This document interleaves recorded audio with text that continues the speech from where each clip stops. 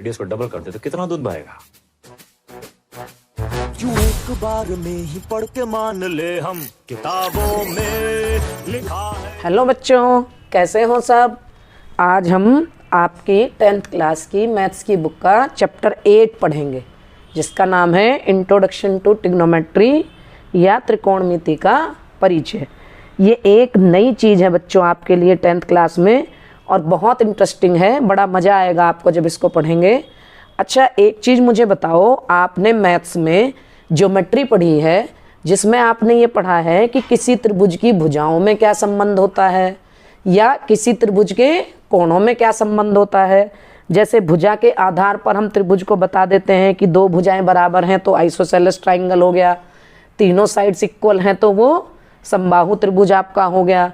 ऐसे ही कोण से आप बता देते हैं 90 से छोटा कोण है तो वो न्यून कोण त्रिभुज कहलाएगा।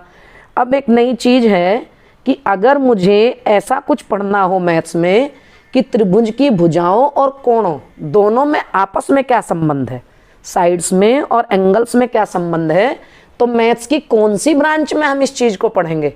तो बच्चों उसी के लिए आपका ये चैप्टर है इंट्रोडक्शन टू ट्रिग्नोमेट्री, जिसको हिंदी में कहते हैं त्रिकोणमिति। त्रिकोण से तो आप समझते हैं ना, त्रिकोण क्या होता है, त्रिभुज। तो त्रिभुज से रिलेटेड मेट्री। तो अब इसके लिए हमें बच्चों क्या देखना है, आप सबको पता है कि समकोण त्रिभुज क्या होता है, जिसका एक कोण 90 डिग्री का होता है। और आप पाइथागोरस प्रमेय भी पढ़ चुके हैं। तो इस समकोण त्रिभुज में आपको पता है ना कि ये समकोण है, ये आधार, ये लंब और ये कर्ण। किसी राइट एंगल ट्राइंगल में this is called base, this is perpendicular and this is hypotenuse. अब बच्चों इसमें एक चीज ध्यान देने वाली है कि जो सबसे बड़ी साइड है भुजा, वो तो कर्ण ही रहेगी। अब अगर मैं इस एंगल की बात करती हूँ एंगल सी के लिए, तो परपेंडिकुलर या लंब होगा ए बी।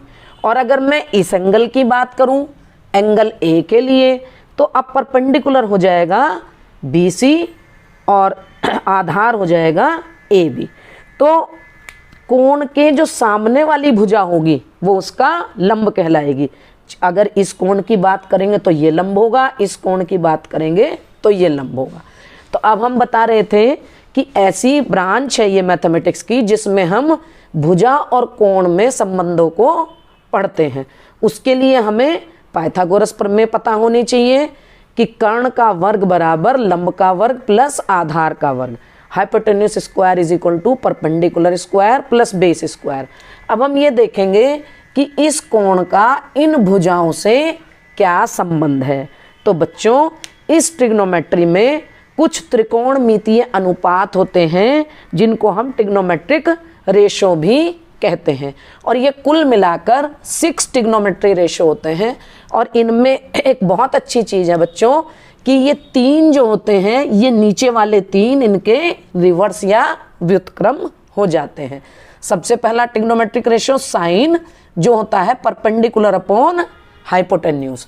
तो अगर मैं इस कोण का साइन निकालूं तो लंब बटे कर्ण। फिर दूसरा रेशियो है कॉस, कॉस होता है बेस अपॉन हाइपोटेन्यूज। अगर मैं इस कोण का कॉस निकालूं तो वो होगा आधार बटे कर्ण। और तीसरा जो अनुपात होता है वो होता है टेंजेंट, जिसको कहते हैं टेन, वो होता है परपेंडिकुलर अपॉन बेस। अगर मैं इसका टेंजेंट निकालूं कि टेन की वैल्यू इसकी क्या होगी, तो वो होगा लंब बटे आधार। तो ये आपके 3 अनुपात हो गए। अब बाकी के 3 क्या होते हैं, साइन का उल्टा cosec means hypotenuse upon perpendicular, कर्ण अपॉन लंब।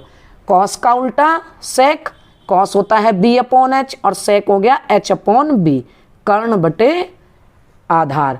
और टेन का उल्टा कॉट, टेन है पी अपॉन बी, कॉट हो गया बी अपॉन पी, आधार अपॉन लंब। तो ये 6 ट्रिग्नोमेट्रिक रेशियोज होते हैं बच्चों इसमें, जो एंगल और भुजाओं के बीच में संबंध बताते हैं। अगर मैं इस एंगल का निकालूं साइन सी, तो वो होगा पी अपॉन एच, और अगर इसका निकालूं साइन ए तो फिर पी ये हो जाएगा और एच वही का वही रहेगा। अब बच्चों बड़ी इंटरेस्टिंग चीज़ है कि इन रेशो को याद करने के लिए हम क्या चीज़ याद रख सकते हैं। तो वेरी सिंपल, वहाँ आपको एक कोटेशन टाइप लिखी दिख रही है, आप इसको याद करने में इजी रहेगा। Some people have curly brown hair through proper brushing.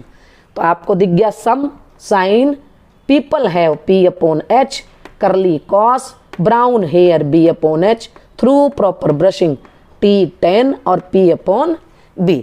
Hindi वाले बच्चे इसको ऐसे याद कर सकते हैं, कैसे? पंडित बद्री प्रसाद हर हर बोले, सोना चांदी तोले। तो इजी हो गया बच्चों याद रखने में। बच्चों समझ में आया ना? हमने ट्रिग्नोमेट्रिक रेशियोज पढ़े। अब जैसे 3 शुरू के ट्रिग्नोमेट्रिक रेशियोज हैं, sine theta, cos theta, tan theta. Theta means angle, कोण है। तो अभी मैंने आपको बताया कि कॉट थीटा क्या है? कॉट थीटा 1/10 होता है। सेक थीटा 1/cos होता है। कोसेक थीटा 1/sin होता है। और बच्चों टेन थीटा sin/cos भी होता है। Sine theta upon cos theta को हम टेन थीटा कहते हैं। अब कुछ कोण है जिनकी स्टैंडर्ड वैल्यू दी हुई है, आपकी बुक में ट्रिग्नोमेट्रिक टेबल एक बनी हुई है, उस टेबल से हम कुछ पर्टिकुलर कोन्स के रेशो के मान याद कर सकते हैं।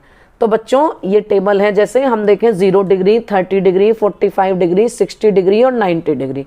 और इन्हीं एंगल का जो प्रयोग है वो हम चैप्टर 8 में भी इन्हीं का होगा और चैप्टर 9 में भी आपका इन्हीं एंगल का प्रयोग होगा। तो हम ये टेबल आपको बनानी बताते हैं कि जो आपको इसको लर्न करने में आसान रहे। हमने ये यहाँ एंगल लिख लिए और यहाँ रेशोज लिख लिए। तो सबसे पहले जैसे आपका साइन है, तो साइन 0 की वैल्यू होती है 0, साइन 30 की वैल्यू होती है 1/2, साइन 45 होता है 1/√2, साइन 60 होता है √3/2 और साइन 90 हो जाता है 1। अब बच्चों आपको ये एक लर्न करनी है, हालांकि इसको भी निकालने का तरीका है, उसको दूसरी वीडियो में बता देंगे। अब हमें कॉस निकालना है, तो हम साइन वाली टेबल को इधर से रिवर्स करके लिख दें। दोबारा से देखें, जैसे cos 0 की वैल्यू 1, cos 30 की वैल्यू √3/2, cos 45 की वैल्यू 1/√2, cos 30 की वैल्यू 1/2, cos 90 की वैल्यू 0। आपने साइन की सारी वैल्यू को उधर से रिवर्स करके लिख दिया तो आपके पास cos की वैल्यू आ जाएंगी। अब आपको पता है बच्चों tan क्या है? sin/cos। तो आप tan की वैल्यू निकालने के लिए sin/cos कर देंगे। 0/1 0, तो tan 0 की वैल्यू हो गई 0। फिर this/this, तो tan 30 की वैल्यू आ गई, जब इसको बटे इसको करेंगे तो 1/√3। tan 45 की वैल्यू ये अपॉन में ये दोनों कट जाएंगे तो 1। tan 60 की वैल्यू ये अपॉन में ये तो √3। और tan 90 की वैल्यू बच्चों देखो 1/0। तो 1/0 जब किसी भी नंबर के नीचे 0 आ जाता है तो वो नॉट डिफाइंड या अपरिभाषित हो जाता है और उसका साइन आप ऐसे लगा सकते हैं। उसके बाद बच्चों कोट मैंने आपको बताया 1/10 होता है, तो कोट की वैल्यू निकालने के लिए 1/10 कर दो, तो 1/0 फिर से वही अपरिभाषित नॉट डिफाइंड, 1/ ये करेंगे √3, 1/11, 1/√3 और ये आ गया आपका 0। तो cot 90 की वैल्यू आपकी हो गई 0।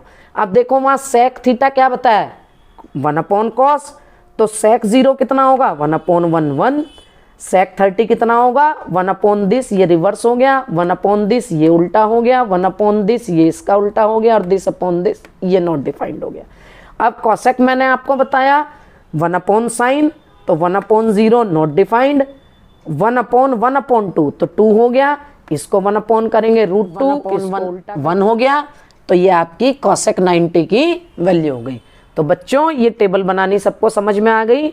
अब हम आपकी एक्सरसाइज 8.1 नेक्स्ट वीडियो में करेंगे।